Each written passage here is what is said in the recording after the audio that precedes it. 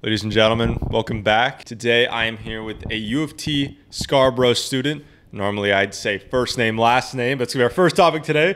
I'm with my man Mo. Thank you for doing this. What's up, guys? Appreciate you for having me. I hate seeing these interviews, bro, where it's always the same format. They bring on, like, for example, a pro-Palestinian person, and they just start asking them, like, questions about terrorism or whatever, right? Yeah. And the Palestinians, like, it's like most of the time, the Palestinian will be like, yeah, I don't support that. But, like, then they start talking about what's happening to them and, like, what's happening to their families. Like, they're, like, it's so disrespectful to, like, talk to someone who, like, even their family, like, imagine if you were in their shoes. Like, your family's in Gaza or whatever. Their university's destroyed. Their hospital's destroyed. Everything they have is gone, right? Yeah. Even, like, God forbid they die, right? Yeah.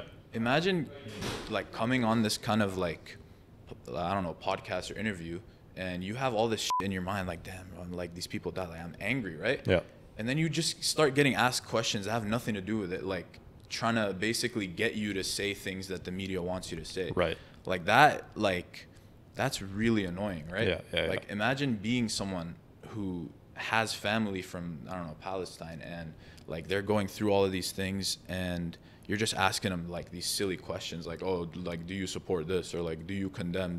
Like, does it matter? Like, genuinely, does it matter if I condemn or don't condemn or do this or do that? Right. Like, I just condemn violence, bro. Like, is that all you need me to say? And then the thing, if they say no, I don't condemn, they start treating them like they're, like, lesser people. They're like, oh, you don't condemn? Okay, now we have to, like, get mad at you. And I'm like, what? Like, what are you talking about?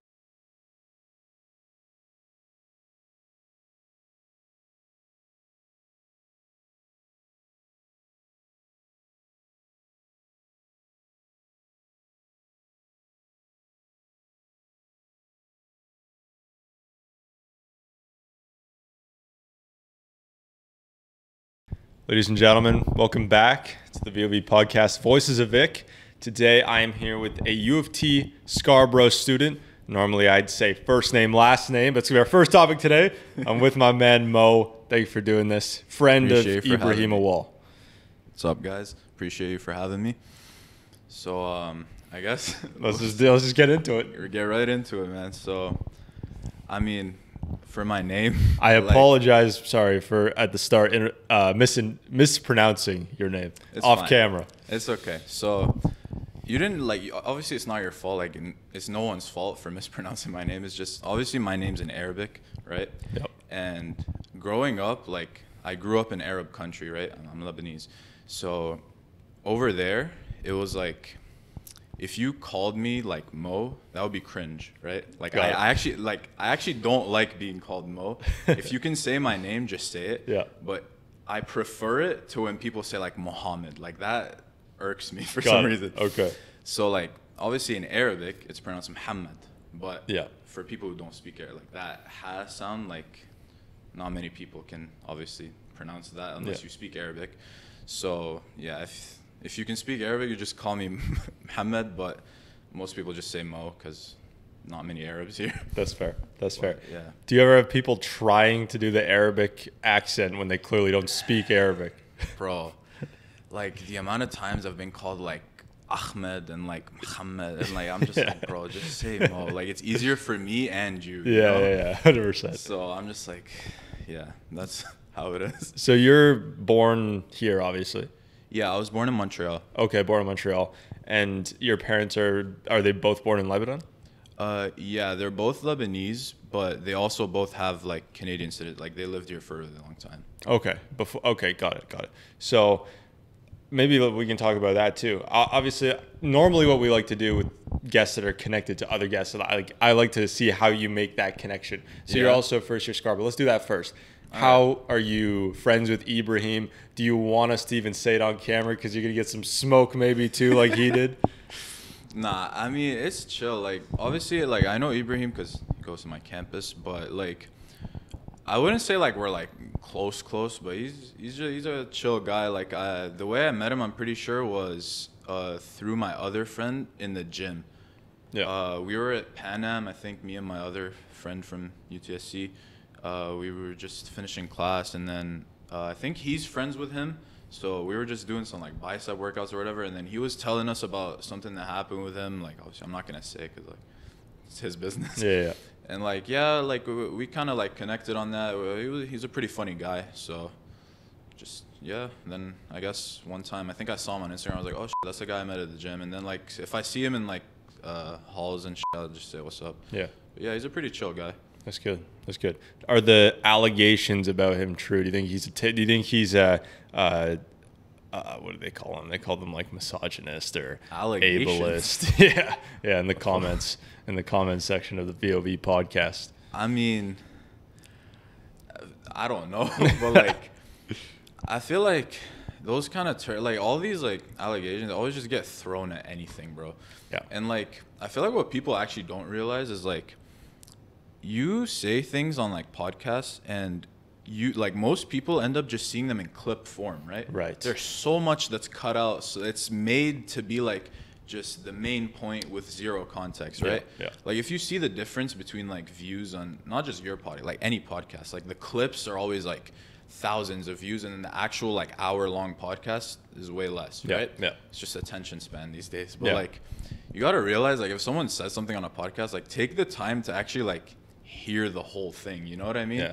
Like if someone just says like a claim, right, and then it gets clipped, it's all over the internet. People are like, "What the f***? Like, how dare you?" But then like you listen to the context, you're like, "Okay, that actually makes a little more sense, right?" Yeah. So I don't know. Like personally, bro, like when I see someone say something on the internet that I disagree with, I just don't care. Like I just scroll past, like whatever, bro. Like I disagree, but what are you gonna do about it? Yeah, it's like I'm not gonna comment and be like, "How far?" Like I'm just gonna look stupid, bro. Exactly. If your friend sees you and messages you, say, "Hey Mo, what the f*** is this? Are you this soft?" This is a problem. This is, I think, what like hurts my heart to see these people is that everyone is becoming so damn sensitive. I swear to God. What's gonna happen when there's actually some hard shit that lands in this country? Bro. We have to deal with something really bad. Yeah, bro. Like, if you're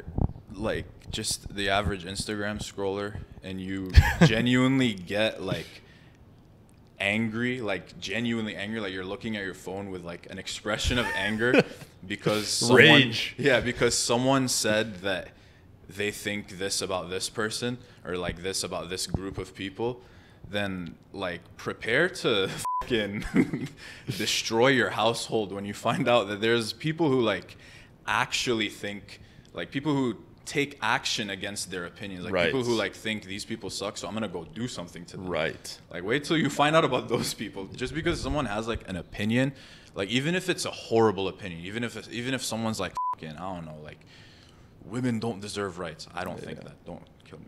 But like if someone says that and they do nothing about it, they just say that shit, and that actually triggers you, then wait till you find out there's people who actually think that and try to strip their rights away from them.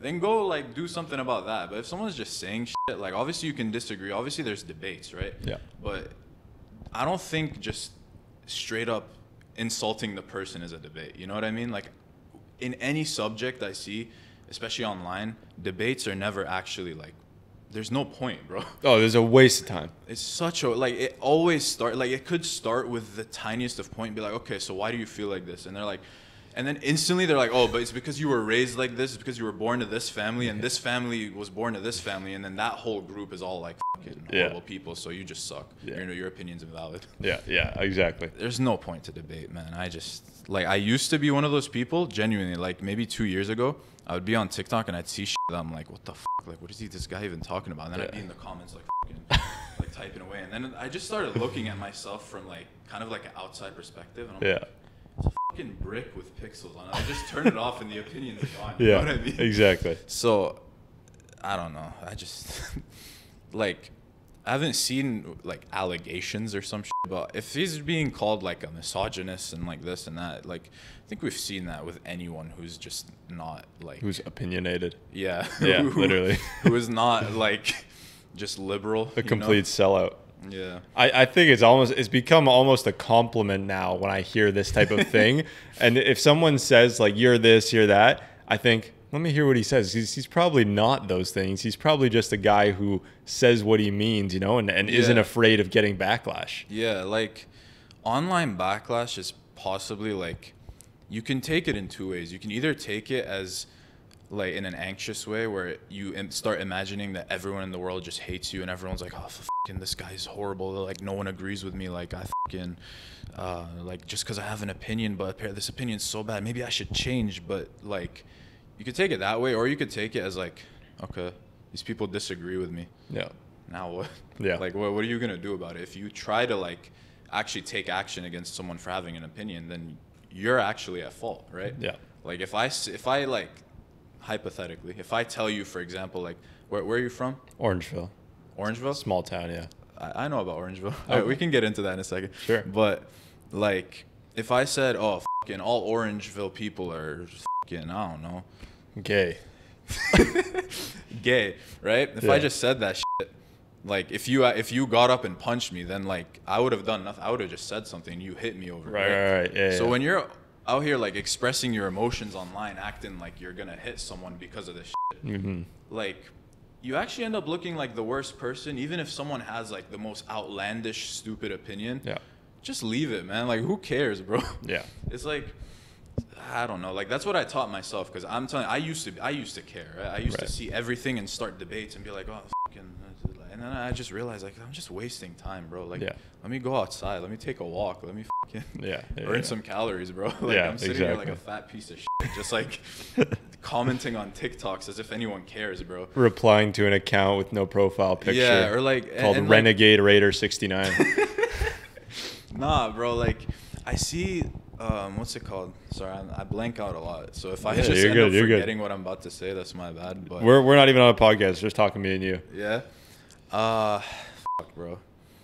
I completely forgot, bro. That's fine. That's fine. We'll circle back into it. I got plenty of shit to talk about. For sure. This is like the example I like to think of is the racist grandma. You know, like what is a racist grandma? Yeah. If a 70-year-old woman is outright like no gray area, she's like racist. Yeah. But she isn't like harassing. Let's say it's a white grandma. She isn't harassing black people. She's not outwardly like trying to hurt anybody. Yeah. This is just her opinion. She just thinks she doesn't. I don't know. She doesn't like them. Yeah, bro. Are we going to try to change this woman's opinion? Obviously, if it's our grandma, of course, maybe we want to educate her a little more. Maybe teach her to think that, you know, this person is not inferior because of the color of their skin. That makes sense. But I mean, like if you're a stranger, if you're just a random person observing this old woman who's racist, like do we care if she's not doing anything bad about it? It's just what she thinks. Yeah. I guess the issue is that you're worried that these people are going to eventually get to a point of either influence when people are actually going to start listening to them, or of violence to where they're going to enact on their beliefs. I feel like obviously for everything there's like a level to it, you know? Yeah. Like if someone just like has these thoughts that are like, obviously like racism is wrong. Like if you have racist thoughts, right? Like there's different ways to go about it than just like straight up like attacking the person, right? And I'm not defending racists. Like racist people are a piece of shit, right? Like I've experienced racism, right? I'm Arab. Terrorist joke. I don't know if I can say that. But You're good. Terrorist jokes, fucking random airport checks, bro. It's just it's the whole shebang, bro. I hear you.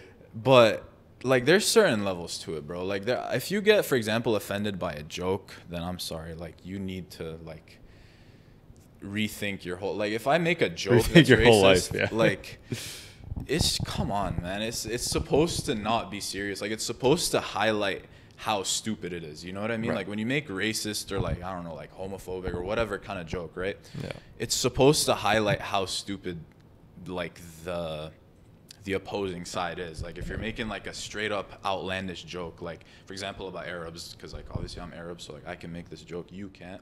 I'm just, but like I'm joking. But like if I'm just out here saying like fucking yeah, bro, like every single Arab person, like they just have bombs strapped in, like that's funny, bro. Yeah. It's not serious, right? Like if you actually think that, then you're just stupid. But it's a joke, bro. Like if anyone makes a racist joke to me about like my ethnicity, then I'll just laugh it off. Unless it's like a true belief, I still wouldn't get mad. I'd just be like, I know myself. I don't give a shit. Yeah. Like, as long as they're not, like, with everything, bro, with all my beliefs, everything that I stand for, whatever, I just don't care what anyone else does or says as long as it doesn't affect me. Like, if for example, like, if I was someone who didn't like a certain group of people, right? Yeah. And, like, they just did some shit that is just for them, but I don't agree with it, right? I just let them do it. I just be like, cool, like, you're still a human. I don't really care. You're just doing something I don't agree with. Yeah. But I'm not going to, like, go out of my way to support you doing that. You know what I mean? I hear you. Like, this one, like, this is kind of like a controversial, but not really. Like, my view on it, I feel like isn't that controversial. But, like, as a Muslim, like, people just think that we just despise anything to do with gay, right? Yeah, like, yeah. everyone's like, Muslim, hates gay, homophobic, arrest this man. Like, Yeah. it's not like that, bro. Like, for me, at least, personally, what I believe is, like, obviously, I wouldn't do that. Like, in Islam, it's my religion, right? Like, Yeah. what I believe to be Allah, right, tells us not to do that, sin, whatever, right? Yeah. So it doesn't mean go fucking kill all of them, go, like, hate them, like, they, like, just because you don't support something doesn't mean you hate it. Right. You know what I mean? Right. Yeah. Like, I'm not gonna go out of my way to support, like, I don't know, like a gay rally or like a LGBTQ, whatever, right? Yeah. But I'm not gonna go out of my way to stop it. Like, I don't Right. care. Right. Like, you're still a human, right? Like, I still would give, for, like, if there was a gay person, I still give them the same respect as any other person. Yeah. Same, like, you deserve all your rights. You're a completely fine human. I just won't support you being homosexual, right? Right. And for some reason, that alone could even cause, like, a crazy, like, debate or whatever. Crazy I'm just like, outrage. bro, like, you're still a completely normal person. Yeah. I just don't agree with what you're doing. It's like if I see someone drinking alcohol, like, I don't drink. Yeah. I'm not gonna support them. I'm not gonna be like, yeah, keep fucking downing all those Yeah. shots. I'm gonna just be like, do your thing, man. Just don't give it to me. Yeah. You know? That's when I'd actually start caring. Like, if someone who was, like, I don't know, homosexual or whatever, is like a normal person, they're just talking, whatever, I just talk to them normally, bro. It's not like I wouldn't be friends with them or I'd hate them or whatever. Yeah. But if they start trying to do something to change my beliefs, right? Yeah. Like, if they start being like, oh, fucking Islam is, like, hates us and, like, you guys should all just change everything. Like, you shouldn't be Muslim. Then I'd be like, okay, I don't want to be your friend anymore because you're now hindering what I believe in. Right. If roles were reversed, I'd be fucking arrested. Yeah. Exactly. But yeah, man, I don't get why people just get so mad at just someone. Like, it's not even like a hate thing. It's just, I just don't support it. Yeah. Like, I don't support many things. It's not just that. Like, I don't support people smoking weed. I don't support people drinking. I don't support people going to the club. But if they do it, I have friends that do that. Like, I have friends that go clubbing, drinking. They're still amazing people. Yeah. But certain things they do, I'm just not going to support. Sorry, I thought I turned it off. No, you're good. Is the switch? It says on? Yeah. Okay, cool. But, like, there's a difference between not supporting and respecting and hatred. You know what I mean? Absolutely. This is when they say, like, silence is violence. No, it's not. That's some bullshit. And you can genuinely have no stance or no opinion on subjects. Of course. Bro. I think this is happening a lot with Israel-Palestine thing. I am so far back from what's going on. I don't know. I know obviously there are bad things happening. I don't know who's in the right, who's in the wrong. The thing is that I don't know even if I wanted to figure it out, I don't know if I'd be able to trust whatever information there is, because that's another problem we have is that everyone has different sources of the information. So, like, if we can't even agree on what's true and what's not true of what's actually happening, because it's so easy to fake things, and some people are like, this is real, this is fake. I don't know. I'm disconnected. So that doesn't mean I stand with either country. Like, if you're from Israel, you'll say, oh, if you don't support us, that means you're pro-Palestine. If you're Palestinian, you say, if you don't support us, you're pro-Israel. Yeah. I'm neither, unfortunately. I can respect that. Yeah. It's like, obviously for me, bro, like, I'm Lebanese, right? Yeah. So, like, we're the neighboring country. Yeah, like, you're not boys with Israel, so you guys have some. I mean, like, I don't want to, like, this topic is, like, I feel like it's just been so, like, milked, right? In what way? Like, I feel like in conversation, because, like, I hate seeing these interviews, bro, where it's always the same format, bro.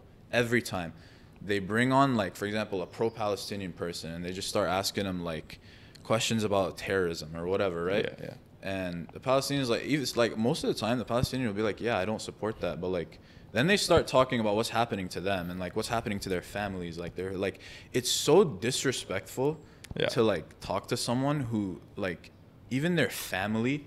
Like imagine if you were in their shoes. Like your family's in Gaza or whatever. Their universities destroyed. Their hospitals destroyed. Everything they have is gone, right? Yeah. Even like God forbid they die, right? Yeah. Imagine like coming on this kind of like I don't know podcast or interview, and you have all this shit in your mind. Like damn, bro, like these people died. Like I'm angry, right? Yeah. And then you just start getting asked questions that have nothing to do with it, like trying to basically get you to say things that the media wants you to say. Right. Like that, like that's really annoying, right? Yeah, like imagine being someone who has family from, I don't know, Palestine, and like they're going through all of these things, and you're just asking them like these silly questions like, oh, like, do you support this? Or like, do you condemn? Like, does it matter? Like genuinely, does it matter if I condemn or don't condemn or do this or do that? Right. Like, I just condemn violence, bro. Like that, is that all you need me to say? And then the thing, if they say no, I don't condemn, they start treating them like they're like lesser people. They're like, oh, you don't condemn? Okay, now we have to like get mad at you. And I'm like, what? Like, what are you talking about? Like, what's the point of you just sitting here and be like, oh, like these guys did this and it's bad, and then these guys did this and it's bad. What have we achieved? Like, what do you achieve? You have to actually look at like what's happening, right? And like obviously you have a what's like no opinion on it, right? I have like obviously a very strong opinion on that because like I've seen it all, bro. Like right. I used to live in Lebanon, and like what's crazy to me, like the thing that really kind of made me like see how corrupt the world is the difference in like news coverage. In Lebanon, bro, like things would happen to us, for example, and our news, like we'd see it all over the news, right? Western media, silence, right? Yeah. The second something, like, I don't know, like I don't want to go into detail because like it's really like, I don't know. I understand exactly what you're saying. But it's like, I remember this one time, like an attack happened on our country, right? Yeah. Like in our capital as well. There was like I remember I was like 14, bro, or 13. A drone flew into our country and like basically like exploded, right? It didn't kill anyone, but like it sends a message. It's like a threat almost if you're sending a drone, right? Yeah. So they find out that drone was actually sent from like Israel, right? Yeah. So I'm in my room just like, bro, this is about to be a war. Why are they starting a war with us? I thought the war was over in 2006. I thought they left us alone, whatever, right? Yeah. And I see that all over our news, and literally, like, I can tell you from our schools, I'm pretty sure closed down for like a couple days just because of safety reasons, right? They're like, yo, there might be some attacks, so stay at home, right? Yeah. What then happens is Lebanon responds, right? Because if you just let them do that to you, like if you just let a country attack you, they're just gonna keep doing it if you don't respond. Like they're just gonna take over, right? So Lebanon responds. They don't kill anyone either. They send like a threat or something, right? And that next day, CNN, BBC, everything, terrorism, attacking Israel for no reason. Like why are they even doing this? And then we're like, bro, we got attacked first. Yeah. And like the amount of like, kind of like, it's not a treaty, but it's kind of like an agreement that they broke. Like, bro, you know, for example, like a Lebanese plane is not allowed to fly over Israel and vice versa. Oh, really? That's how serious it was. It's like, you guys, don't even touch each other. Don't see each other. Just leave each other alone. So then they send this drone, right?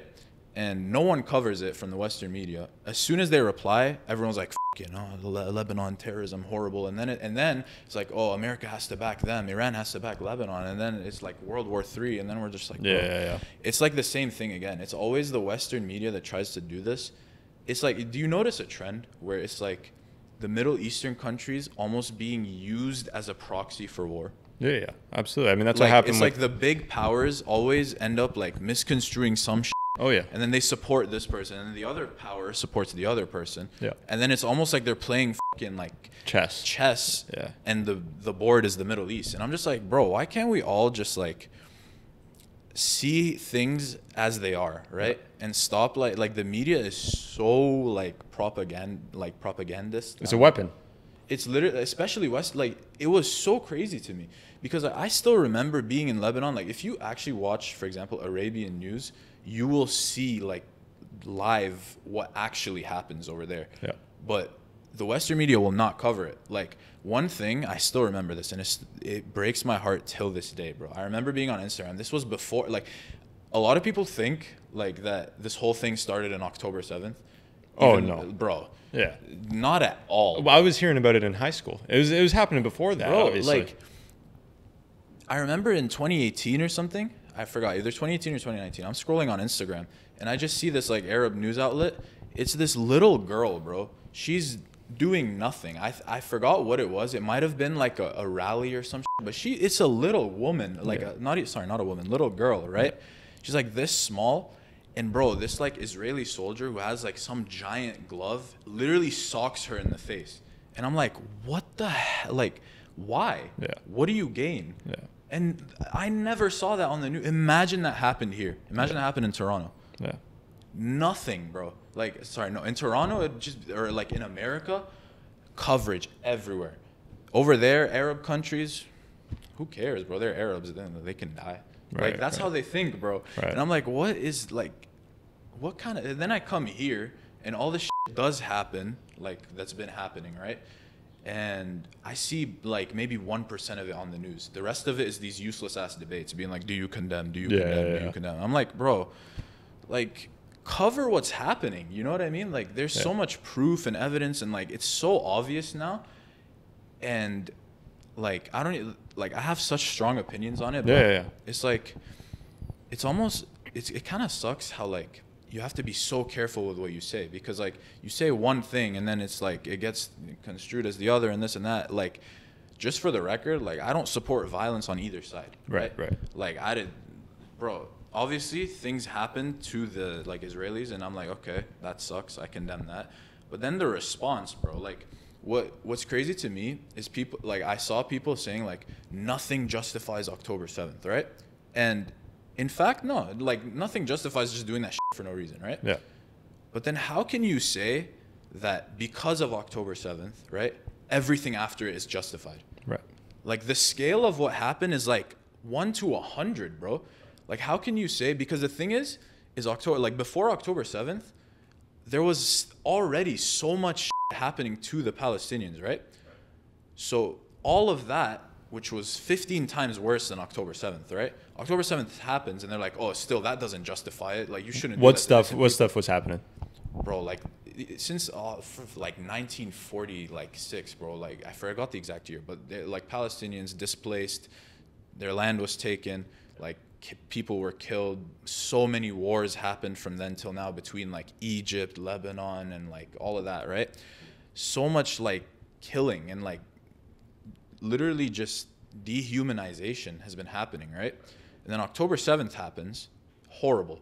I do not support that, right? But you cannot say that like that's unjustifiable and then justify the response to that, because if you just take it as like response, right? Shit happens to the Palestinians. Let's take October 7th as a response. It shouldn't be, right? Let's take that as the response. First of all, that response is like 1% of what happened to them, right? Got it. Like over the years? Yeah. Okay.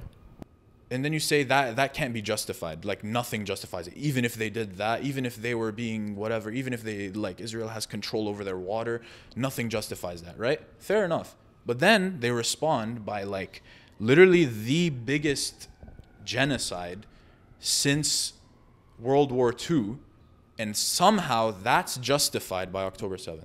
How? Like I'm literally looking at it from an objective perspective. Response.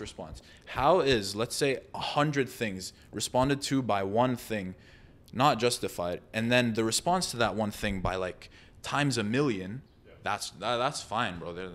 They're still even like what are you talking about, bro? I hear you. Like it's such an obvious comparison. Like if you see Gaza, it's flattened, And then you just see like these Snapchat stories of like Tel Aviv or whatever, and it's like pool parties and like all this like industrial shit. And like, how can you compare? Like, how do you say like, oh, we're the oppressed ones when you're just living freely in your country?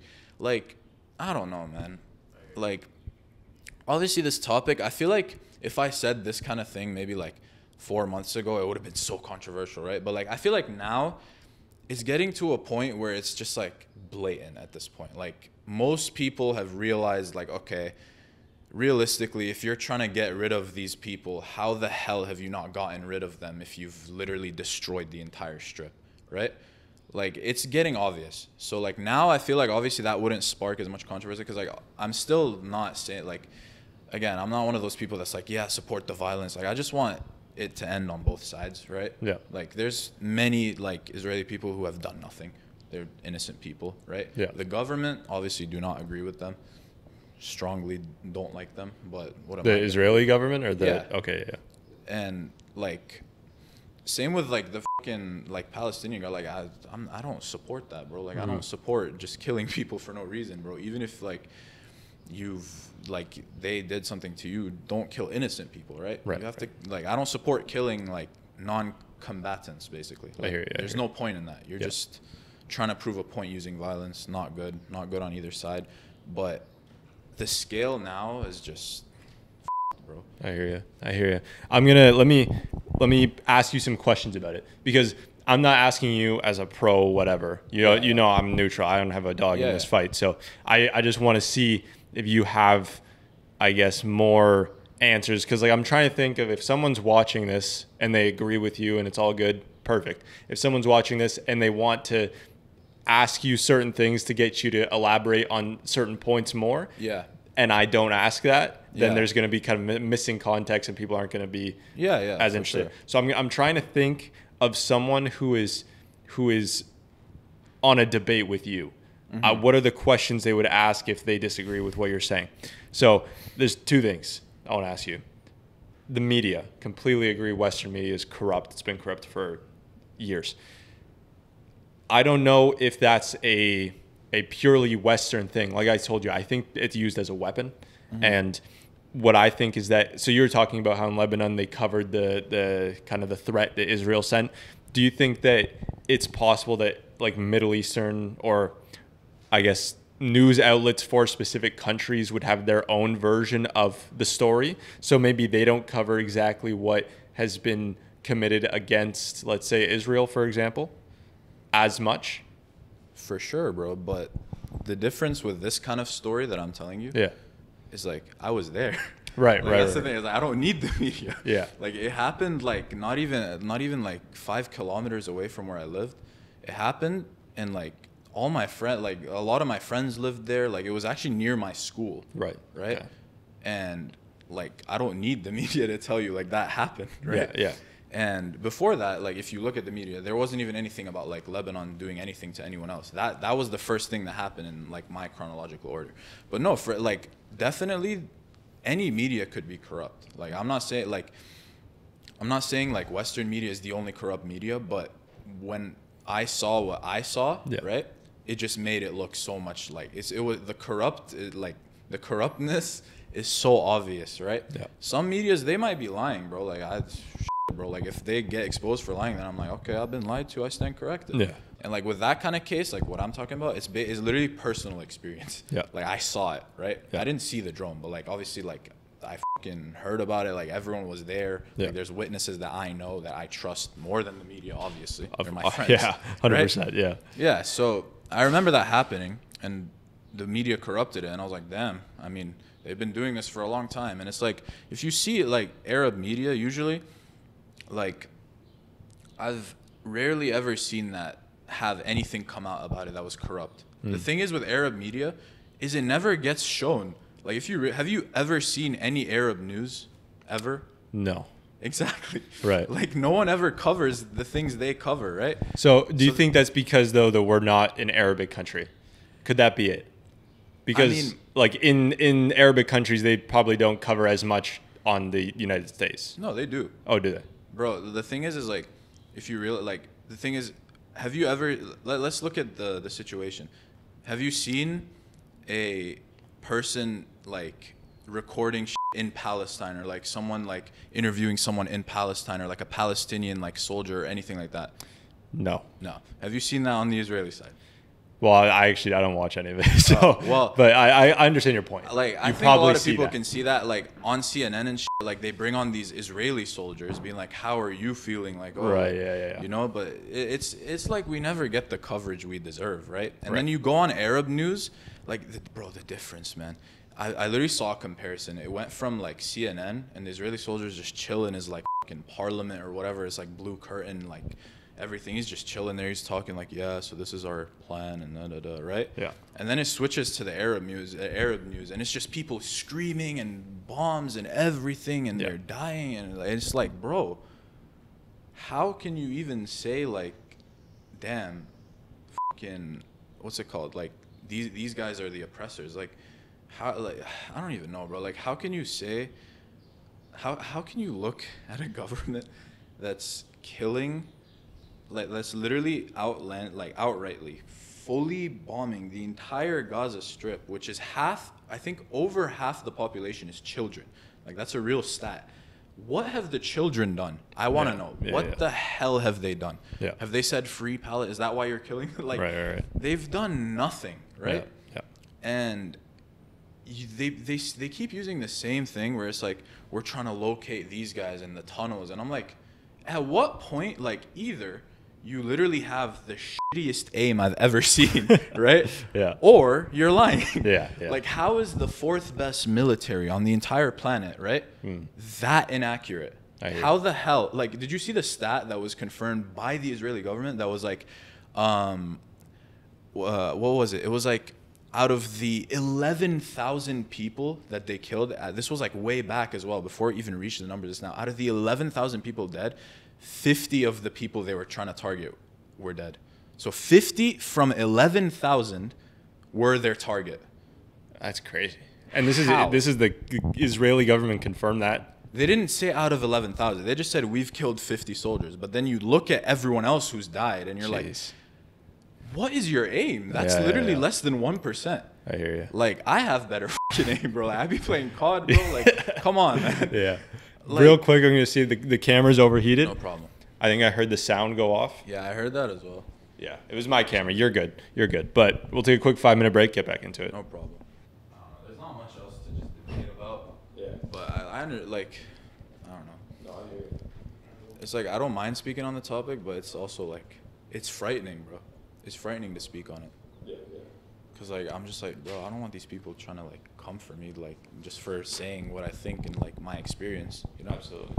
Absolutely. Free speech, man. That's what this is all about. I'm not going to... Free speech is not a thing anymore, bro. I know. In my opinion. Me neither. Free speech is only free speech when the country decides it's free speech. Yeah. That's what I believe. Yeah. Because... Wait, is it rolling? Yeah. Oh. You can just talk off camera. I'll just cut this out. No, this could be on cameras as well. But it's like, bro, free speech, like, it's like, it depends who it's towards, you know? Free speech against people like me, that's fine, you know? Right. And I don't care, right? It's not like I'm saying no free, like, you can't say this shit about people like me. I'm saying you can, but I can say shit about what I want to. Yeah. Like, imagine the difference. Two people, right? One person's like, oh, I hate Muslims. I hate fucking Lebanese people. They're all Arab terrorists, whatever. They'd be like, man, he's just expressing free speech. Let him be, right? Yeah. If I came out and I'm like, I hate fucking, I don't know, LGBTQ, is like, die, fucking get arrested. Yeah, that's a federal charge. Right. And I'm like, where's your freedom of speech? Like, how does that make sense? Yeah. Like, either there's no free speech or there is. You can't have, like, free, because then it's selective not free it's hate speech at that point. Yeah, right. Selective free speech is hate speech. Selective free speech. That's funny. I swear that's what Canada has at this point. Yeah, I don't know, man. Like, I got one last thing I want to ask you about this, and then we can switch subjects. No problem. This is a very large question, but it's just kind of like I'm not asking for like technical details, but I just want to understand kind of your reaction or what you would say to this. So if you are the leader of Israel, okay, and it's October 8th, what do you do? Because we say like right now the response, kids are dying, it's a mess. What would you do instead? Okay, so if you're supposed to represent your country and your people? I would do an in-ground, like on-ground, like kind of like not invasion, but like I would be like, okay, so these guys, these bad guys, they just did this to us, right? The Palestinians have nothing to do with it, right? These children, this 1 million children in Gaza, they didn't fucking send no rocket. They didn't paraglide anywhere, right? Yeah.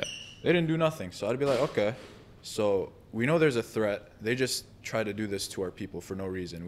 Right? For no reason, right? I'm saying this in like the most widened perspective, right? Yeah. I would be like, okay, so there's these bad guys, and I don't want to kill the people around them because I'm a good person. I don't want to kill children for no reason. They haven't done anything to me. So let me send my soldiers and my military to go in and pick these people out and kill them, right? Right. Like I'd be like, okay, these are the enemies. These are who we're targeting, right? Yeah. Let's go in and kill them. Let's go in and be like, okay, we're going to eradicate you. We're going to make sure that you guys don't do this to us again, and we don't want you here. We're going to make you like we're going to, I don't know, we're just going to get rid of you, right? Yeah. That's what I would do. I'd be like, okay, in-ground invasion, because if you're a soldier on the ground, I think you can very, very easily tell between a child and a terrorist. Right? Right. I think it's pretty obvious. Yeah. So I'd be like, okay, I'm going to send these guys in. You're definitely outnumbered because we have the 4th best military in the world, and you guys are literally a tiny city, right? You're outnumbered, so we're going to go in and we're going to get rid of your antics, your bad guys, all right? Yeah. We're going to leave this the population. They're going to elect a new government, and we can all live in peace. The one thing I wouldn't do is just fucking destroy the entire city and be like, fuck everyone there. All of you deserve to die. Right. That's not what I would do personally. Yeah. If you're asking me. Yeah. Like, I'd just be like, let's target who we want to target and leave the rest out of it, man. Yeah. Like, you can live in peace if you actually eradicate those people who I completely disagree with, right? I agree with eradicating them. Yeah. But I disagree with them and their morals, right? Got it. If you get rid of them and leave everyone else alone, you could actually live in peace. They'll elect a new government. They'll live by themselves. You also do have to also remember, like, you got to take away we can control your water, your electricity, and like everything that flows into your country. We can control who even comes into your country. You also got to get rid of that. Right. But if you want to live in peace, you got to let them live, man. Like, you can't just literally encapsulate them in this tiny strip, which has over, like, I don't know how many people, right? Yeah. And control their water, control their electricity, all of these things. And it's like a pressure cooker. You're literally like, you keep pressuring and pressuring and pressuring, and you keep throwing these jabs over the years and like doing all this thing, and like they can't do anything about it. Like, it's gonna explode, right? The pressure cooker is gonna just go everywhere, right?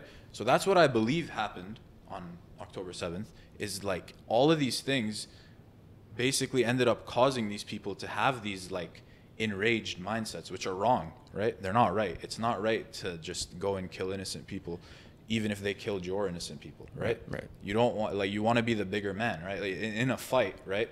If someone like insults your looks for no reason, and it's like you know you can't control your looks, they can't control your looks. It's like, it's a childish thing. If we're having a debate and I'm like, oh, your eyebrows are stupid, right? Yeah. You wouldn't stoop down to that level. You wouldn't be like, oh no, well, your nose is big. Like, you know what I mean? Yeah. It's kind of, and then you scale it up to that, and you're like, so they did all of this to us. We're not gonna stoop down to their level. We're gonna just get rid of the threat itself, right? We don't want to just do collective punishment and kill everyone, right? So that, like, if I was the leader, never, but if I was the leader, I would be like, okay, let's go and kill the threat and achieve peace. Right. That's it, man. But apparently not. Apparently we just have to somehow like fucking kill everyone except them. Like, if you realize it, like, how have you been sending so many things to Gaza and you still haven't gotten rid of them? How are they still there, bro? It's been what, 6 months? Yeah. How are they still there? Right. How? And every time there's a different excuse. Meat shield, fucking, like, come on, man. Like, even if I had a guy in front of me like this, bro, I'm gonna die with him if you send a fucking, like, AC-130 above my fucking city, bro. Like, come on, man. It just gets stupid, bro. And I'm just like, whatever, bro. Like, I don't like going around, like, I'm not like the kind of guy, like, I have my beliefs and my opinions, but I'm not the kind of guy to, like, just go around everywhere, like, shoving it down everyone's throat. I just believe what I believe, you know what I mean? And, like, I don't support violence. I don't support either governments. I just want peace, and I want the Palestinian people to have justice, right? I want them to flourish, bro. Like, they're people. That's the thing that, like, what people don't end up realizing is, like, just imagine that was your family. Like, just imagine it. Imagine your family is getting wrongfully killed by a government. What are you going to say about that government? Oh, well, it was our fault. Our government did this. Like, it's no one's fault when it comes to innocent people. They haven't done anything. You, like, criticize the governments, but you can't just end up, like, saying people protesting against, like, fucking genocide is bad, apparently. Like, there's certain people, like, I've seen certain pro-Palestinians who support, like, violence from the Palestinian side. And I'm like, listen, man, like, that's them. That's not everyone, right? But you see the media ends up highlighting them, right? Right. Like, all over media. Pro-Palestinian says all Jews die. Like, no one thinks like that. Like, there's so many peaceful protests of just people being like, yo, ceasefire, stop violence from both sides, and leave us alone, right? Like, it's as simple as that. But then the media ends up misconstruing it, and, like, you get these debates where they try and force things out of you where it's like, oh, do you condemn this person and this person specifically and that and this and that? And then they, like, I see a lot of things. It's like people try and explain the perspective. And, like, there is definitely a perspective for both sides, right? And I can respect either perspective, right? But from my perspective, I know what I believe in. You know what I mean? Like, I've seen enough. There's no debate for me. But if I see someone, like, I don't know how you were raised. I don't know what you've seen, right? Because I know how corrupt the media is. If I was someone who had no idea that Palestine even existed, which is half of these people, right? And I just saw on the media, yo, Palestine just did this to these guys, and, like, they're our allies, so they suck, right?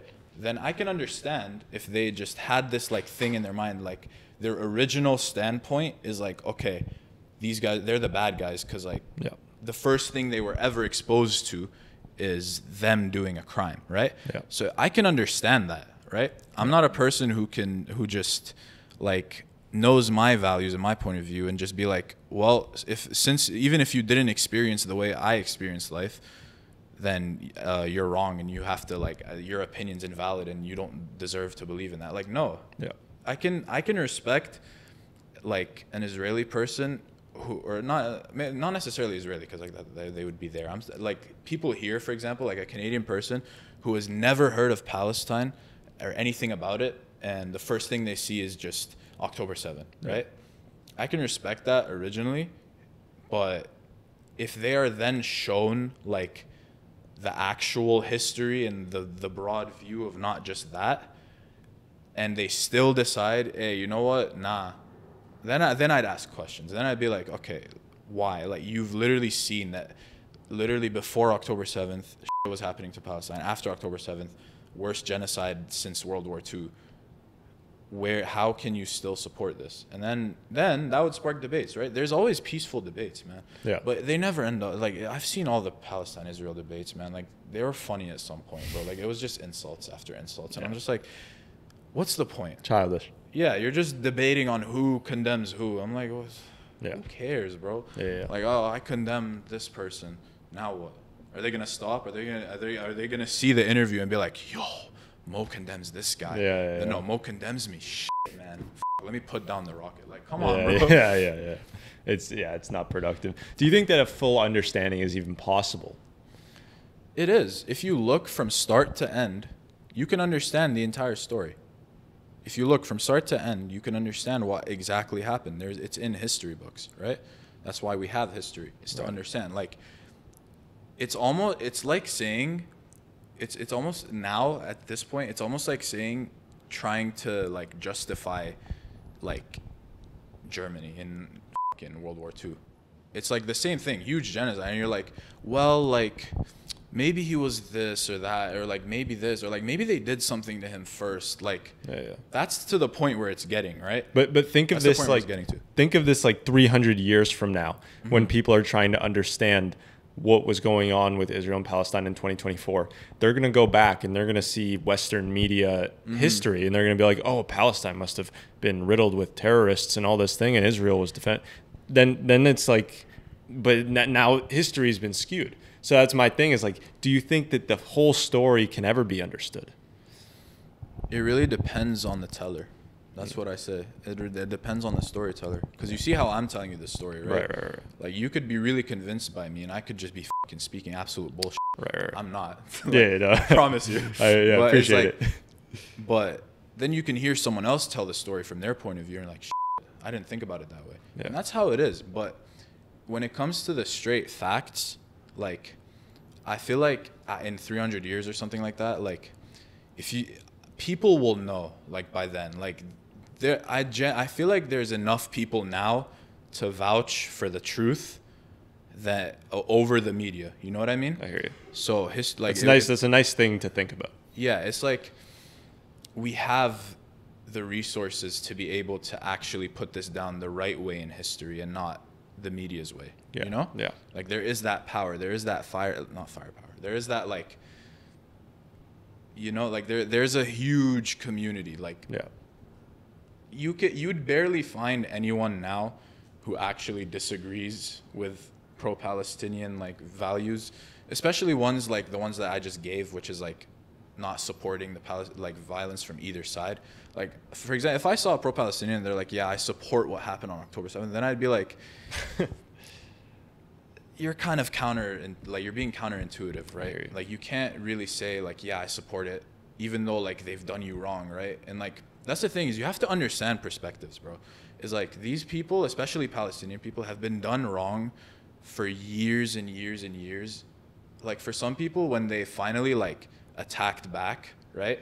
For some people, to them, that was like their hope of freedom. Like, that's why some people actually, like, end up not, for example, condemning that. And, like, you can like, as a person, you can kind of understand it. You're like, bro, these people have killed my family, they've destroyed my house, they've done this and that and that. So there's anger, and anger causes your mind to not think how it should be thinking, right? Like, it's a hard situation, and obviously when children are dying, you want to at least see some empathy from the side of whatever side you're on, you know what I mean? Bro. You want your counter to be considering the damage you're doing to these innocent lives, and I think when people feel that you're not taking that as seriously as you should is when the problem starts. So it's just like, it's infuriating to a lot of people because they're just being dehumanized, man. Like, they're being treated like animals, bro. It's like, just imagine if that happened to American citizens, bro. Like, something like, I realized this thing where American lives are almost valued higher, bro. Like, I saw this, like, do you remember Malaysia Flight 370? Like, the plane that disappeared? Oh, I heard of it, yeah. Yeah. So all the news reports was like, oh, 200 something people disappeared and 4 of them were American. I'm like, why does that matter, bro? Yeah. Like, does that make it a worse situation if they were American? Like, I think it is. I know that's not that serious of a thing. No, I hear it. But I think that makes sense, actually, if you're an American news station, because to America, Americans should be more important. And to Lebanese people should be more important. Fair. You know what I mean? Yeah. So, like, I would expect the Lebanese news outlet to be Malaysia flight to whatever has been missing, and 6 Lebanese people are on it. Then it's serious. Yeah, that's understandable, to be fair. But it's like, I don't see it. Like, I always see it's just the American people that do it. But, like, I'm just saying, like, you know, when things happen in America, they get 50 times the coverage and they're instantly stopped, right? Like what do you mean? Easiest example, BLM. Okay. 2020, bro. Okay. 1 man was killed. Obviously, horrible situation. I'm not trying to, like, diminish that. Yeah, I'm not diminishing that at all. It was a horrible situation, right? Yeah. But black man killed unrightfully. Justice needed to be served. Protests everywhere. All of America stood with them, right? And then the whole world ended up standing with them. You saw protests in the UK. People who have nothing to do with it, right? Yeah. happens in Palestine is a lot worse. It's children being destroyed, their houses, everything, right? Yeah. All of that gone.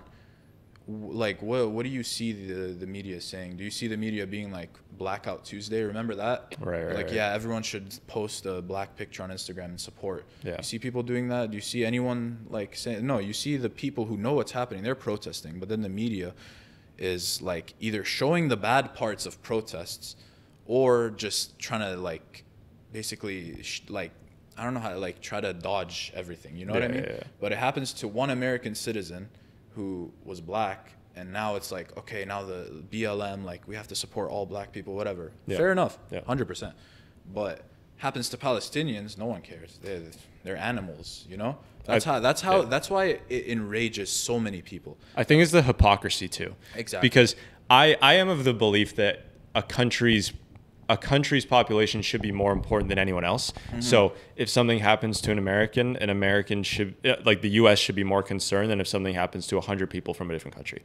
I think that should be true for every country. But I think it's the hypocrisy because that's clearly not how the U.S. acts. Yeah. They're going to go fund whatever war is going on in Russia and Ukraine.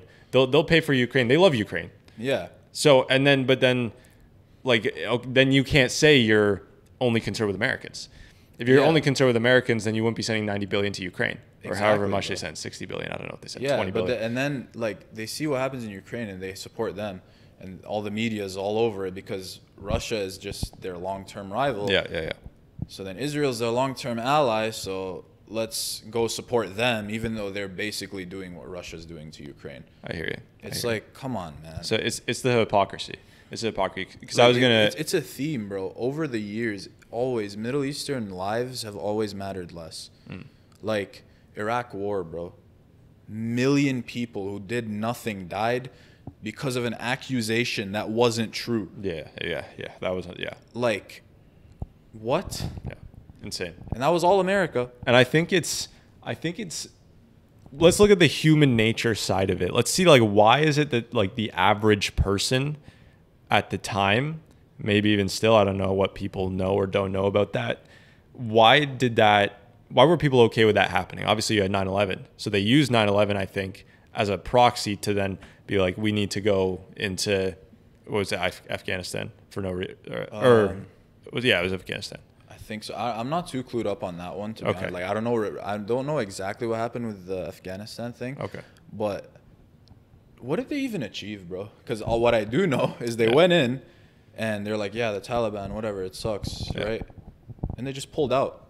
And Taliban's still there, man. Yeah. They just killed people for no reason again, and no one cares because Middle Eastern lives apparently just don't matter. But this is what I was trying to get to, is that the human nature side of it. Like, why does an American who is disconnected from that feel less empathy? I think it's just because they have less in common with Middle Eastern people. Different religion, come from a different place, different skin color. All these things make them feel disconnected. Whereas when they see someone who maybe looks like them, like, I don't know, Ukrainians don't even look like people here, but that just seems so like short-sighted and kind of like lacks a bit of IQ. Yeah. I don't know, man. They haven't been exposed to these people enough, I guess. Yeah. If you're like born in the 1950s, all your friends are white Americans and whatever. You guys have the same values, you have the same religion, everything's good and dandy, and you live your whole life because, let's say, surrounded by people like that. It's hard to then understand the pledge of a community who's you have absolutely zero experience with.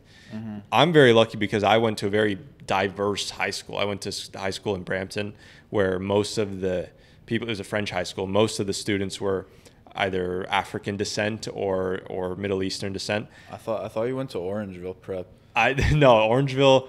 I'm from Orangeville. There's no French high school in Orangeville, so I had to go to French high school in Brampton. No, I have a fun, not fun. It's just a cool relation with Orangeville. Oh yeah, how do you know Orangeville? Maybe we'll shift away. Yeah, because like it's been talked about. Like there's enough about it. I'm no fucking like activist. I'm just a guy from Lebanon. Yeah, but like Orangeville. So I went to a high school called Royal Crown. Okay. And if you know anything about like high school basketball, they're like the top school in Ontario, right? Got it. And like Orangeville were like our offs, bro. Oh, really? Like it was always so competitive with them. Yeah. And like I remember like when like I would be watching the home games and shit, and they would come to us, and it was always like the games were tight as fuck, right? And that's how I know that like there's a couple of schools like it was like I think it was like Crestwood and Orangeville. This was not this year, last because well like obviously I graduated last year, but like this year it was more I think competition with like Fort Erie or whatever because I still followed up because like my boy still plays on like the team. Shout out, but like what's his name? Justice. Shout out Justice. Yeah, he's bro. This guy's crazy, man. He's a point guard, and I swear like I just like when I started seeing him on like my fucking Discover page or like I think I saw him on Overtime Canada once, and I was like, bro. I know these people. I'm just the average guy, bro. Yeah. Like, I just went to high school for edu. Like I didn't play ball. I suck ass at basketball. That's fair. But yeah, no, he's killing it, bro. Like honestly, it's I would come out to the games to like see him and a couple of my other friends on the team. Mm-hmm. And yeah, they even won the finals like this year. They played at Pan Am, so that was pretty convenient. But Nice. Yeah, man, it was sick. And I'm pretty sure last year though, like it was mainly Orangeville and like Crestwood. Like that's at least who I was told were like the main competitors. Yeah. And Fort Erie, and it was always I feel like high school basketball games like or college something like I've never been to a college ball game, but I hear they're pretty much the same. Like the energy is just unmatched, bro. It's fun as hell. Like I don't know. As much as I can, I'll go watch like my school. I always support them, bro, because like it was an amazing time, bro. And I love seeing my friends win, you know? Yeah. That's something else like I could talk about is like you know those people who hate seeing their friends win because they get jealous? Like I feel like those people might be the worst kind of people in my opinion. Yeah. Like to have in your friend group. Cause like if I see like you winning or like I see your podcast, bro, I'm like, bro, that's sick. Yeah. Like good for you, bro. Like why would I be jealous of that? It's like sure, it can create like competition. It could push you to do better. Be like, like I see all my friends doing well. I need to do better. Yeah. But like you see these people that like just go against their friends and like snake them or be like, bro, like oh you forgot about me or like why aren't you taking like, bro, just respect it. Yeah. You know? Absolutely. And it's because I think these people, they know that maybe the work it takes to get up to that level. It's a lot. It's bro. a lot. Yeah. And they feel like they maybe can't do it and their life is not in order. So the only way to feel like they're not failing is to get on the same level, not by climbing up, but by pulling the other guy down. Yeah, exactly. You know what I mean? Yeah. So like I have a friend, Andy, he played for the Oshawa Generals. It's an OHL team. It's like the highest level you can play in junior in Ontario hockey. So when he got on the team, when he was playing in their season, and this is coming from me who loves hockey. Yeah. It would be a dream to play in the NHL, but I was nowhere near good enough, right? Yeah. But I see him, and he's, once again, one of my good friends, went to elementary school together, and there's two possibilities. Either can be jealous of him and say, he's not going to make it, he's not that good, whatever, blah, blah, blah. Or be as supportive as possible and be like, I could have a friend that makes the NHL. That would be insane. So I was extremely supportive. I bought his jersey. Yeah. So I got literally an Oshawa Generals jersey with his last name and his number on the back, just purely for support. I have the same thing with my cousin. She plays in the States. She plays for a D1. I don't know it's D1. Yeah, it's like it's not NCAA. You know NCAA? Kind of like I'm not the biggest like hockey kind of that's guy, fair. but that's fair. I think there's NCAA is just like the college sports in the US. Yeah. And there's basketball for NCAA, anyways. But she's like the highest level below NCAA, I believe. Okay. So she is on this Liberty University hockey team. Same thing, jersey, and that's family. So that's even easier. If people are backstabbing their family, then you got some serious issues. Yeah, no, that's crazy, bro. Just like competition is good internally, I'd say. Right. Right. Don't make your friends your competition externally. Like don't bring them down just because you want to go up, you know? Yeah. Go up with them, not without, you know? If you're going to be competitive, make it in a constructive way, you know what I mean? Like if you and your friend are both trying to make the NHL. Yeah. push each other, you Yeah, know, and bro. that's the kind of competition Yeah. you need. Don't like be a dickhead. Yeah, And try to yeah, be pull like, them yo, down. I outscored you this game. Do better, bro. Exactly. But it's not like, yo, like I'm dropping your ass because you fucking outscored me. F you. Yeah, Like, yeah, we're yeah. not friends. Why you stealing the spotlight from me or kind of thing, you know? Exactly. Like there would be that kind of thing with like I'm more of a soccer kind of guy. Yeah, yeah. I'm saying soccer just because we're on a we're in Western Canada. audience. Yeah, but it's football. So it's like you see a lot of these players where it's like if they get outshone by their teammates, like it pisses them off. Like even at the top level, bro. Like you've seen it with fucking Ronaldo, bro. Like I've seen things where it's like, so like he's about to score and then someone else comes in and like pushes it into the goal and he gets pissed. Like he's not celebrating the goal. He's like, why'd you steal my goal? I'm like, that's not really the right mentality to have. Like Completely. sure, like yeah, maybe took your goal, but like you should be happy your team scored. Like that's the most important part of it. It's a team sport. You're not playing alone. Exactly. So yeah, that's how I feel about that. But Do you play video games? used to, but like I wouldn't mind playing video games, but it's like I feel like it's kind of dead now. I hear you. Plus, like obviously, I have a lot less time now than in uni. Yeah, yeah, yeah. But in high school, especially COVID, bro, I was a '90s cranker, bro. There you go. Yeah, yeah. Sweet. So that's what I was gonna bring up. I am not huge on video games. Yeah. There's a very select number. I can list you the video games that I think are fucking awesome. So if I'm ever gonna play, it's gonna be like from this list of like Yeah. 3 or 4 games that are just amazing. One of them, first PC game I ever played, is really one of the only PC games I've ever played, other than like Y8. Do you know Y8? No. Oh, okay, maybe that's PC games, I might not know too much. I have a PS4. okay. That's fair. Why it was just like it's a website. It's like Mini Clip. I don't know if you know that one either. Anyways, No, I know about Miniclip. okay, so it's like that kind of website. It's like, you know, just these like little online games. Yeah. But no, the one game I played a lot on PC when it was around was Fortnite, and when I would, Fortnite, dude, that was bro. amazing. Like It's still my shit if I can get Yeah. onto a computer. Yeah, bro. Like I remember in grade 7, man. Like that's how far back it goes, bro. Yeah. I still remember.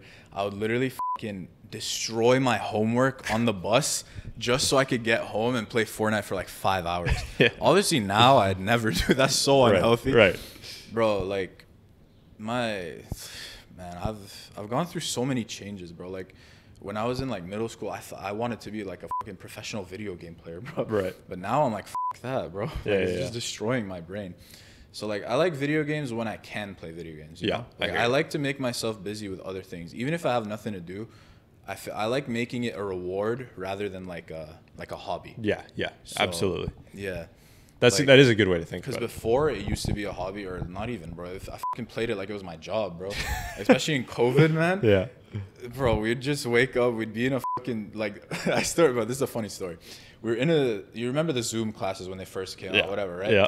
We were fucking doing nothing in that. No one cared, right? Right. It was like a month away from the school ending because it was like when COVID was first the thing, right? Yeah. Yeah. So me and my boys would all just be on Fortnite, like playing creative, right? And I remember one time my friend forgot to have his mic off in the Zoom meeting.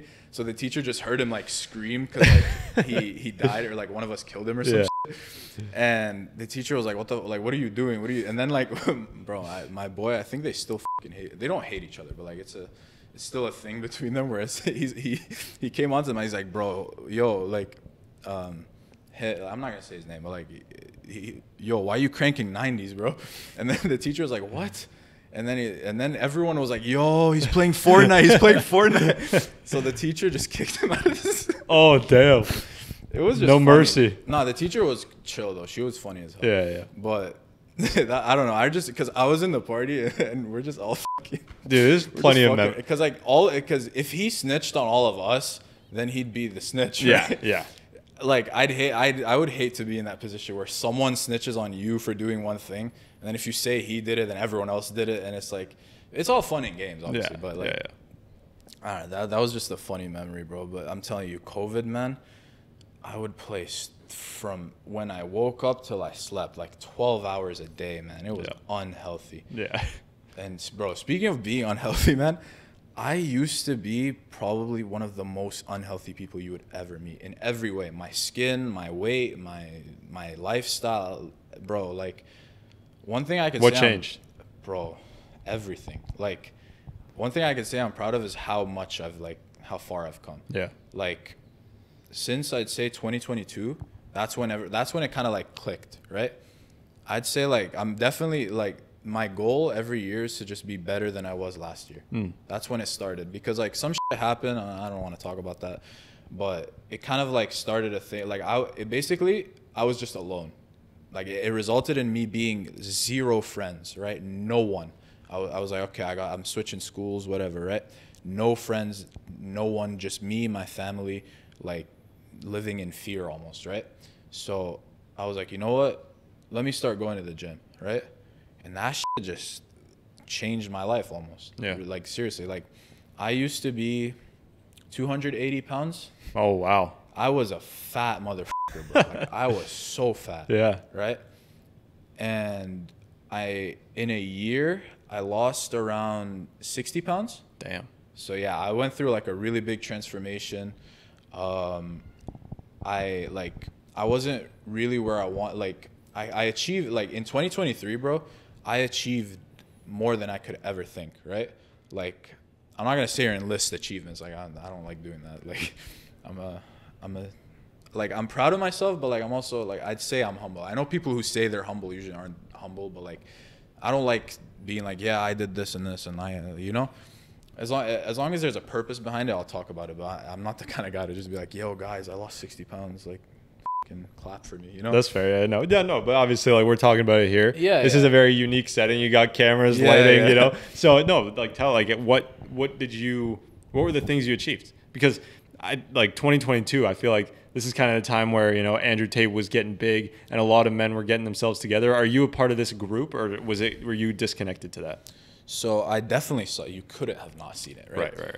And the thing that I feel like differentiates me from that is like just more like my religious view, and like basically honestly like a lot of things that I actually like a lot of the things he says, like they help me, right? Yeah. Like being motivated, and like I feel like one thing you can take away from him is discipline, right?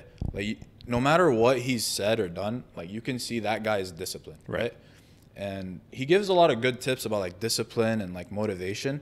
There's just like certain things where I'm just like some of them, bro, like I see people get mad at the things he say, but I'm just like, bro, that's so obviously a joke. Like you've seen those clips where he's like fucking snatch a machete and hit the bitch. And I'm like, come on, man. Yeah. It's obviously a joke. Yeah. But like there's like I fuck with a lot of the shit he says, but there's some things that he says that I'm like like I'm not really like the biggest fan of that, but it's like I'm not gonna do anything. I'm not gonna follow what he's like. Again, it's like a lot of people, what I feel like what Andrew Tate had like did is it made people lose their identity. Like they started just being like, I need to be exactly what he says. But to me, I'm like, the way I looked at it is this guy's successful and he has things that I wish to have as well, like money or fucking discipline, like being strong, all of that shit, right? And I was like, let me just take away the things that I need, right? I still want to be me. I don't want to be Andrew Tate. Right. I just want to be me. Like, I do me. But the things like he helped me kind of think about was like discipline, and like kind of like I also like kind of what he preaches about masculinity, because I feel like there's a lot of like loss of that in this world. Like obviously there's I don't care about the debate of like toxic masculinity and this and that. Like we were born, like if I'm born as a man, like I have certain things that I need to do. Like I do for example, like I do believe like if I have a wife, like I want to provide for her. Like I want to take care of her. But I don't believe like I should fucking like she's not allowed to do anything in life. Like obviously I like a lot of people think that's what he preaches, right? So when you say like, yeah, I agree with Andrew Tate, they instantly assume you agree with that. Right. I don't think he preaches that. No. But like I definitely do think like there is roles in a marriage, at least like that's just my religion, bro. Like that's pretty basic. That I'm not saying it's basic to try to like discredit it. I'm saying that's like the fact that people are now coming after that. Yeah. As if we shouldn't have roles. It's like it's like, bro, like, and the thing is like people act like there's a lot of women who want that. Of course. Like, there's women who are like, yeah, I'll be most of them. Yeah, bro. A lot of them are like, yeah, I want a guy to provide for me. Yeah. I want him to pay for the date. I want him to like be like someone who can protect me, right? Yeah. And there's all these people who come out and they're like, no, we don't need this. And I'm just like, okay. Like that's my reaction. It's like if there's like feminists or like, oh yeah, like we don't need men. I'm like, live your life. Like, leave me alone. Yeah. You know? Yeah. Like if I want a woman who like expresses that she wants me to provide and protect, like what does that have to do with you? Because there is women who want that. It's not like all women are like anti-men. You know what I mean? Right. Like that's what I don't like about it is like, why can't we just leave each other alone? I hear you. It's like, just if I like people, like at this point it's gone so bad where it's like you can have a type and that's horrible. Like if I'm like, for example, like I don't know, if I like a woman who's modest, canceled. Like, bro, that's part of my religion, right? Yeah. Like I would want a modest woman to be like my wife, for example, right? But like to people that would be like, that's so controlling and oppressive. I'm like, they want to be modest. So how is it oppression? It's like that's the whole thing about like hijab and like like they're supposed to cover up. That's so oppressive. That's such an oppressive religion. Like how dare they want to cover up? How are you oppressing someone with an idea if they believe in that idea? Right. Like it doesn't make any sense. Which I like, people who say that are usually just brain dead or bots. Like they're just on Instagram comments like, oh, God forbid a woman can show her hair. I'm like, she doesn't want to show it. Are you gonna force her to show her hair? Right. Because then you're oppressing her. That's true. Like, that's the thing is like, just leave us alone. You know? I hear you. It's like leave each person to themselves and what they want to believe, and that's what creates marriage. It's like, why would I marry someone who disagrees with a belief? Right. Like, why am I forced to now like a woman who isn't modest? Yeah. That's not your business. I hear you. And it's a good point. What was I gonna say? I was gonna ask you something. I think we were talking about like the self-improvement stuff. Yeah, we can circle back on that. This is a super interesting conversation. So if it comes back to me, then I'll bring it up. But yeah, more stuff. 2023, circling back. Yeah. So ignoring Andrew Tate, because I'll be honest, like it helped, but it wasn't like that changed me. Really. Like for you to change, it has to be from inside, bro. And the one thing that like I feel like differentiates me from like this whole like red pill thing is like I feel like I look at it a little more logically. Got it. You know? Like I don't know, man. There's so much shit that I went through, and like I felt like my brain would like I felt like I had fucking brain damage. That's how bad it was. It's like I would just kept thinking about it. I was like, okay, so my mental health is bad, right? You have to realize it's like getting up and doing 50 push-ups when like I don't know, your whole fucking friend group just dumped you is not gonna help, right? Like that's what you hear on these like red pill shits or like Andrew Tate clones where like you're sad, go get up and do push-ups. And it's like, come on, man. Like sure, it's more productive than being sad. Yeah. I do believe in that. It's like at least you're doing something. Yeah. But it's not gonna cure your sadness, right? Yeah. For some people it might. I'm not saying it doesn't, but like a lot of people it doesn't, including me. I tried. Like I would be sad. I'd be like, no, let me do some push-ups. So what did you do instead? So for me, I was like, let me look at where I'm not where I want to be in life and how can I change that in my own way, not in anyone else's way, right? Yeah. So the first thing that was wrong with me, at least, was I looked at myself, I look like shit. I'm fat as fuck. I'm obese, right? So I was like, okay, need to go into the gym, right? So I go into the gym, I'm starting, and like I wasn't consistent for a really long time, right? So like I would see really fast results and then I'd see really fast like almost relapses, right? Like I would just get back up and weight instantly. So I was like, okay, this isn't working. I didn't give up. That's the thing. Is like the worst thing you can do in any situation is give up. Yeah. Even if you don't get the result you wanted, like you trying will at least teach you something. Then having the thought in your mind that like, what if I did do it? What if I didn't give up? Like the thought of what if I didn't give up is a lot better than I didn't give up and didn't get what I wanted. Yeah. You know? So I was like, okay, let me see, like obviously this isn't working. So let me switch my split. Let me do a different training split. Let me go 6 days a week. Let me do cardio. Let me change my diet, right? Let me be consistent, right? So for me, best tip on like gym advice is consistency, 100%. Yeah. There's nothing that like, as long as you're consistent, you can even like make mistakes. Like when you make a mistake or like when, let's say you weigh yourself and fucking like a week after your first week and let's say you gained weight, you don't be like, oh, fuck, I can't do it. Just keep going, bro. Just be like, okay, maybe I ate too much this day or that day, or like I ate like an asshole. Who cares? Just keep going, because those like couple days where you ate like an asshole, you didn't actually gain that much fat. You just gained a bunch of water weight. So when you weigh yourself, it looks like shit, right? So I would just be like, okay, I ate like a fucking asshole last weekend. Who cares? Keep going. Let me not eat like an asshole today so I can change that, right? So I just kept going, right? And I reached a point in 2023 where like I actually started seeing the progress, and like people were telling me like, yo, what the fuck? Like you lost so much. And I'm like, damn, I guess it's working, right? So I found my rhythm. And like in the summer, I capitalized, bro. Because in the summer, I didn't have any travels. I didn't have anything. I just graduated high school, right? And I went to the gym 6 days a fucking week. Nice. Like hour sessions, doing cardio after, doing fasted cardio, doing all of these things, like dieting. And I still actually like left windows to enjoy myself, and it still worked, right? Like, sorry, I lost my train of thought. Like cheat meals, you mean? Not even cheat meals. It was more like, for example, like if I had inconveniences, like if I went to Montreal to see my cousins, right? I can't work out there, and like obviously we're gonna go out for food and shit like that, right? So I'd be like, okay, you know what?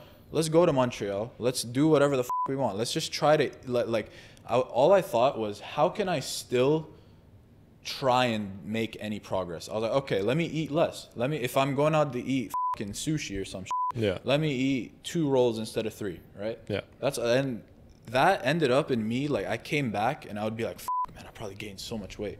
And I'd be like, oh, I gained a pound. I can fucking lose that instantly, right? So then I just kept going and going and going, right? That's all you, like, if you can find a rhythm, then you're set when it comes to the gym, right? After that, I started realizing that like my mental state wasn't where I wanted it to be, right?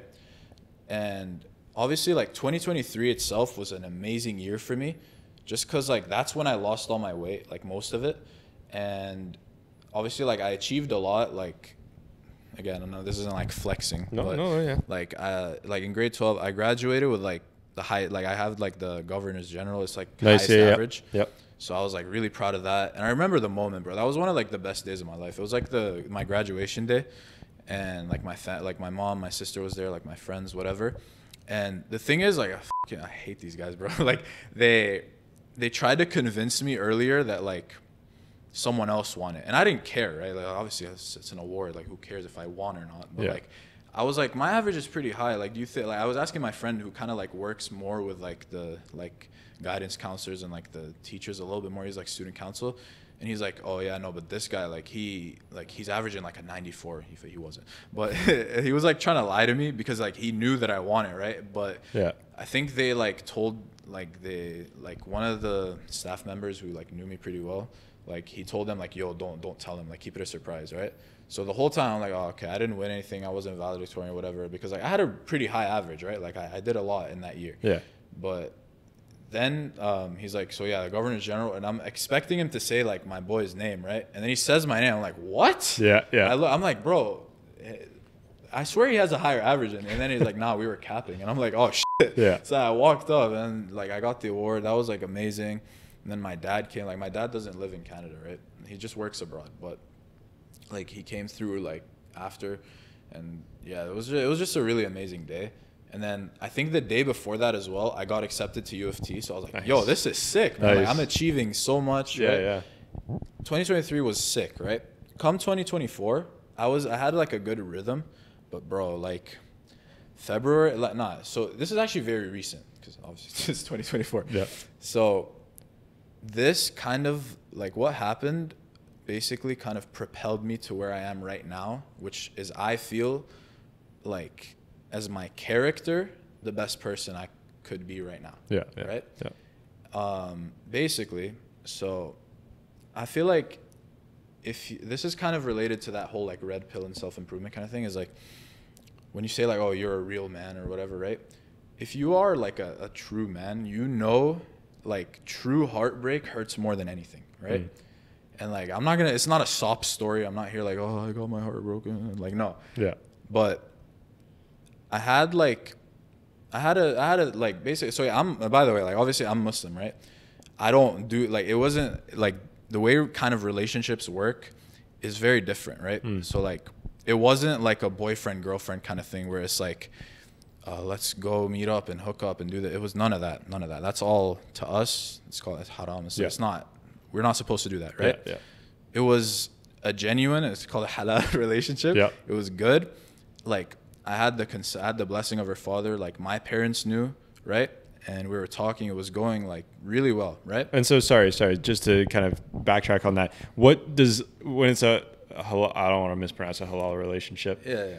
How do you, like, what does that consist of? You say you have to get her father's blessing to do what? Just to talk to her? Yeah. Okay.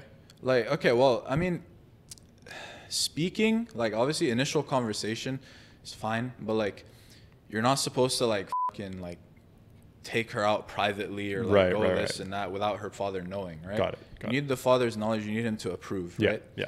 And then obviously you need to ask him if you can marry her after, right? I think that's in every. You need the father's consent. Right. So,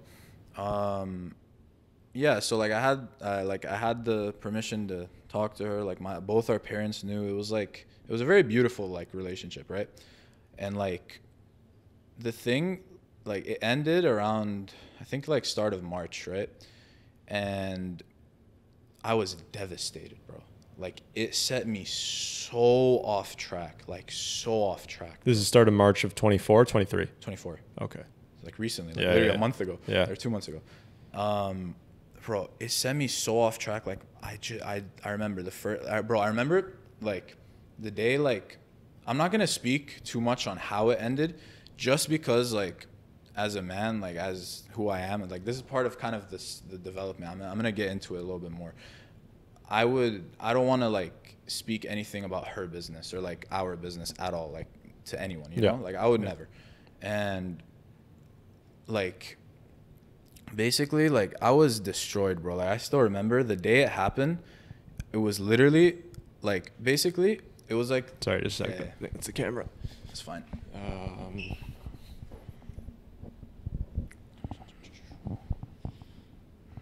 Okay, so hold that thought. So from this point forward, ladies and gentlemen, you're going to be listening to an audio podcast. Unfortunately, the cameras have died out. We'll have a picture of Mo when he's speaking. We'll have a picture of me when I'm speaking, and we'll finish up like this. Unfortunately, I'm looking towards the camera, but nobody's fucking there. Thank you for listening. Thanks for watching this podcast. You might, by the end of this, I don't know exactly, but when this happens, you kind of become a candidate for potentially being the longest episode on VoV. So congratulations if you are. I mean, yeah, I'm glad, I guess, but does that mean I'm a little bit of a yapper? No, you're good. You're good, man. So we're talking about the heartbreak. You're still talking about that. So basically, like what I was saying is, I was like devastated as right? Actually, no, I already said that. So I was saying, like I would never like speak on exactly what happened, but I was trying to get to the point where it's like,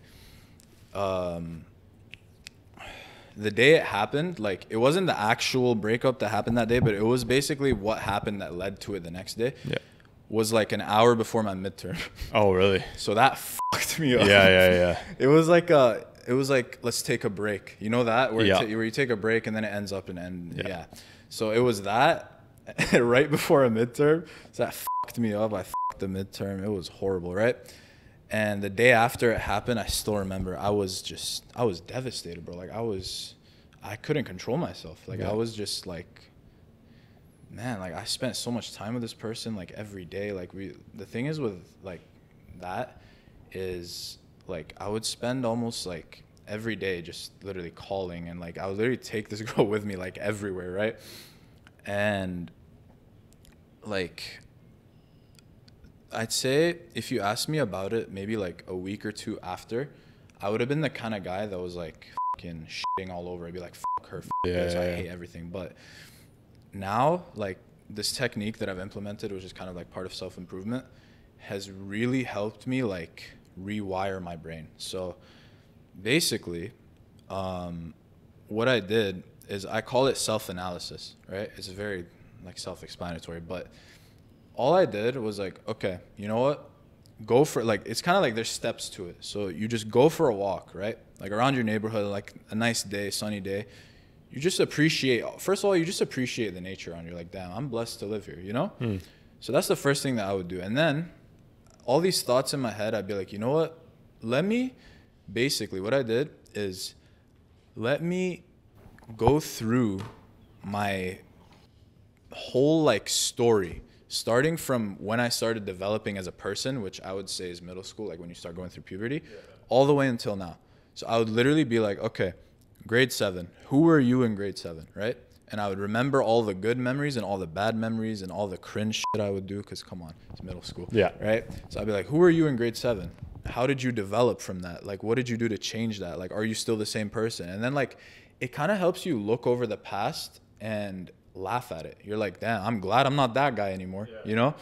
And you just look at it like, bro, what the fuck was I thinking? It's way better than looking back and be like, bro, how did I do this? I'm still embarrassed from it. Like, this shit still hurts. Still, like, you end up just laughing it over, right? Yeah. So you go gradually, like, okay, grade 7, like, I was like this. And then you go grade 8, like, oh, so this year I was actually more like this. I started finding more people. Like, I was getting more respect. Grade 9, grade 10. And then basically I would do that until I reached present day, right? So obviously right before present day, like I did this a couple weeks ago because it's not been that long since I got heartbroken. But I reached basically like when my relationship started, right? And I was like, okay, let's start from when we met, right?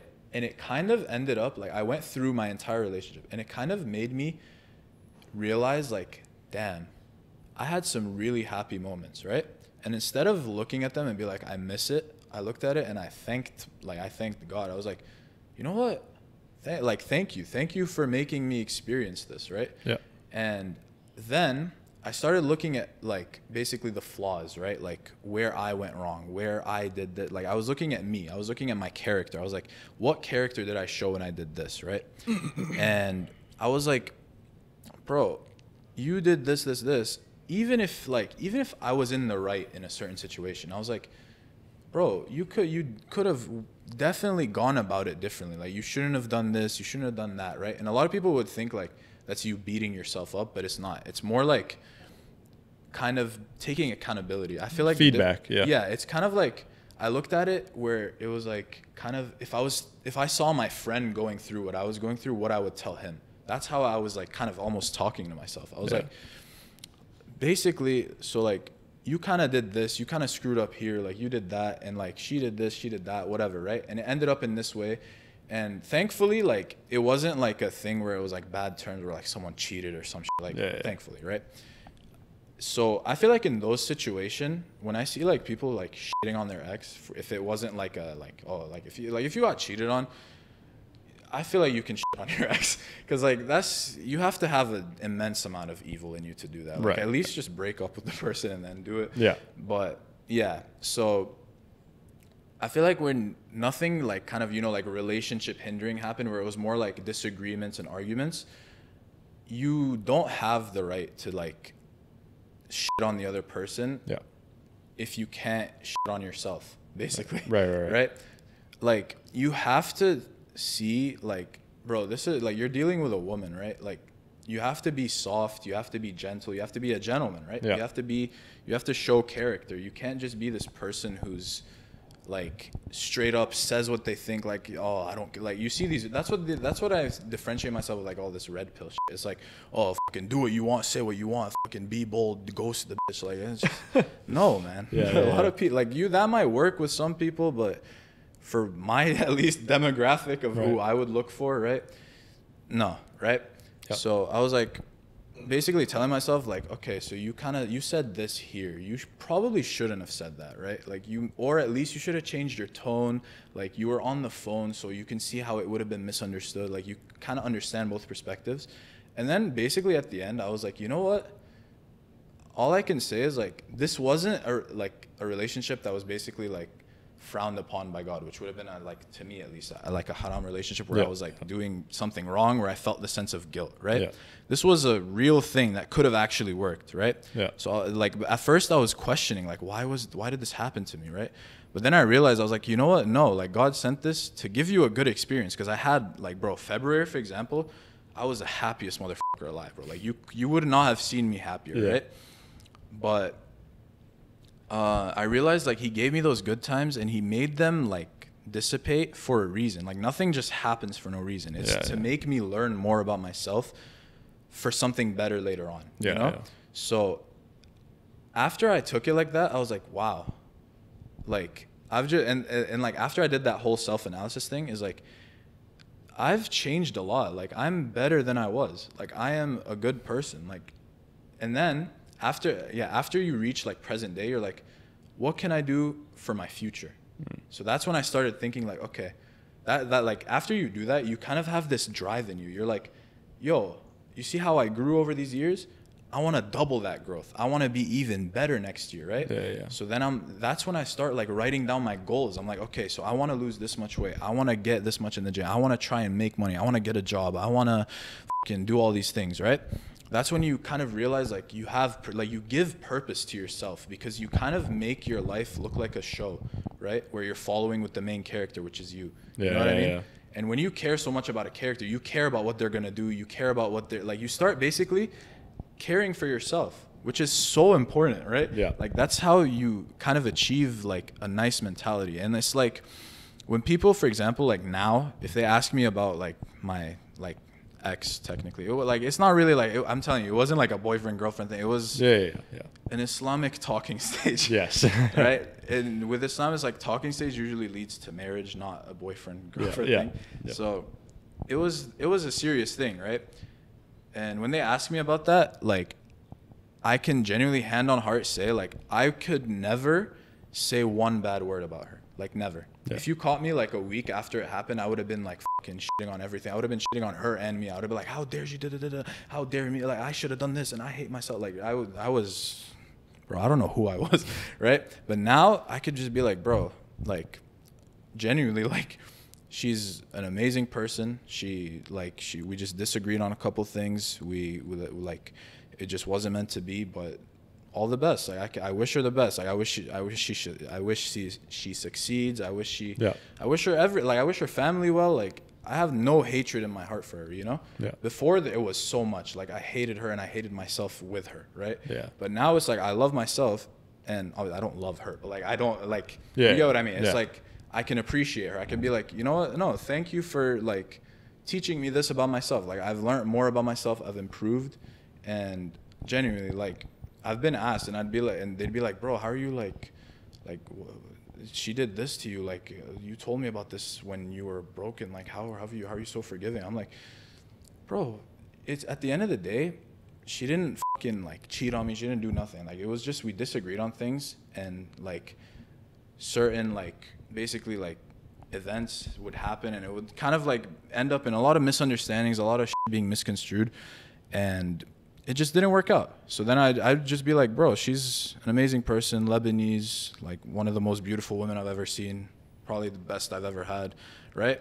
And when you can proudly admit that without being sad or like without it hurting, that's when you know like you've leveled up. You're like, I can proudly say this was probably the best woman I've ever had. She was modest, mature, like loyal, like bro, like I could never say a bad thing about her, but it'll always be good things, like bro.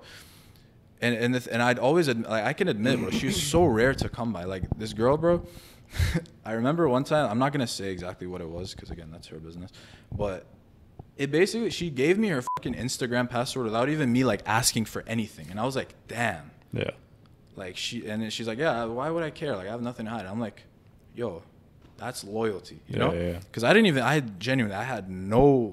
ask for it at all, and she just gave it to me, and I was like, man, like you're rare to come by. Because like you see nowadays, like generation, like people are scared to even like if her man like looks at her phone, she turns it away. Vice versa as well. This isn't like a hate on women, right?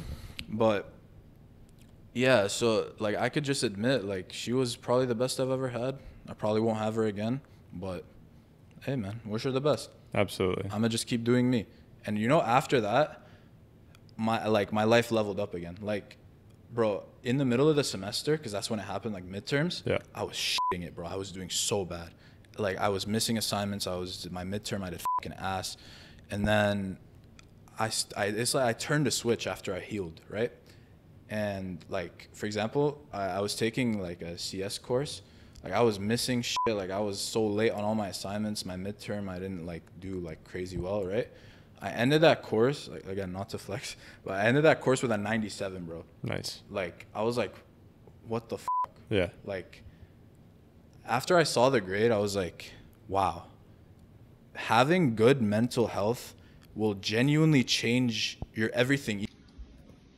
Ladies and gentlemen, thank you very much for listening to this episode of the VoV podcast. My name is Carter Ponce, and it turns out that the audio had cut off at the end of Mo and I's conversation. I also just want to say congratulations to Mo. He has officially the longest podcast in VoV history, as well as breaking the record for the most swear words in VoV history at a whopping 151 swear words during this episode. So once again, shattering records all across the board. We'll see how it does on views. Once again, thank you for listening. Thank you for watching. Thank you to Mo for coming on. And we will see you next Sunday. Peace out.